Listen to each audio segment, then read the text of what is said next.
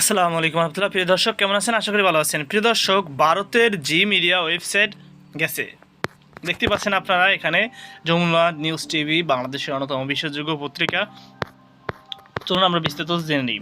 ভারতের গণমাধ্যম জি media website gmedia.in পগার পার হয়ে গেছে।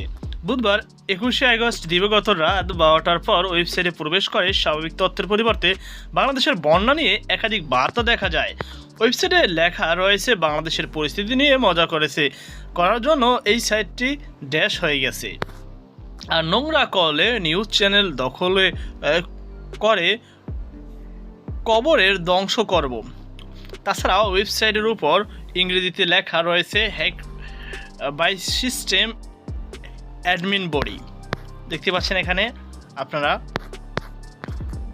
দেখতে পাচ্ছেন এই হচ্ছে ওয়েবসাইট তাদের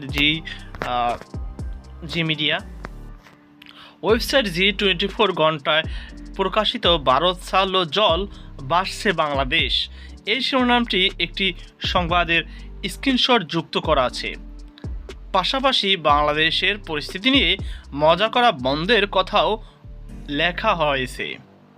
তো বুঝতেই পারছেন আপনারা, বাংলাদেশকে নিয়ে মজা করেছে, যে বলেছে যে শিরোনামে আপনারা ইতিমধ্যে এটা দেখেছেন যে ভারত ছাড়ল জল, বাড়ছে বাংলাদেশ, মানে এমনভাবে বলতেছে যে ইচ্ছাকৃতভাবে ভারত ছেড়ে দিতেছে যাতে বাংলাদেশ ডুবে যায়, এরকম একটা পরিস্থিতি।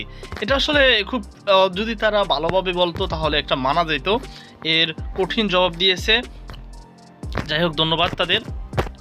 তো প্রিয় দর্শক, এই ছিল আমাদের সর্বশেষ আপডেট তথ্য। এই বিষয়ে আপনার কি মতামত? আপনি কীরকম হয়েছেন? আমার সংবাদটি শুনে অনেক খুশি হয়েছি, কারণ এভাবে একটা মানুষের বিকৃত মস্তিষ্ক, বিশেষ করে যারা নিউজ মিডিয়ায় আছে, জির মতো মিডিয়া, আর তাদের এমন নিম্নমানের জঘন্যতম কাজ কোনোভাবেই সমর্থন করে না।